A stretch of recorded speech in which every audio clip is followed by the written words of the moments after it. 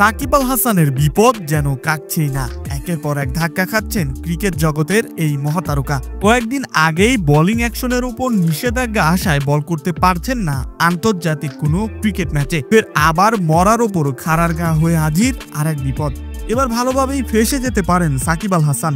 এইবার এই নতুন বিপদের সুরাহা না হলে বাংলাদেশ জাতীয় দলে ফেরা তো দূরের কথা, কাটতে হতে পারে জেল। আর এই বিষয় নিয়ে আরো বিস্তারিত থাকছে প্রতিবেদনের বাকি অংশে।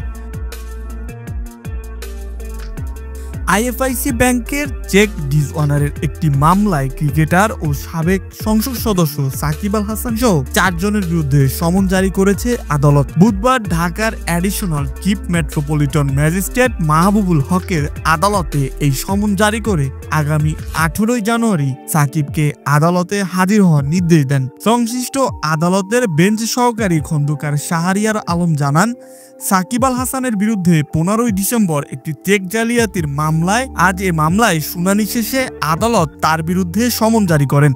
চেক জালিয়াতির মামলার অপর 3 জন আসামি হলেন সাকিব এগ্রো ফার্মের managing director Gazi Shahgir Hossain, director Imdadul Haque ও মালাইকার বেগম।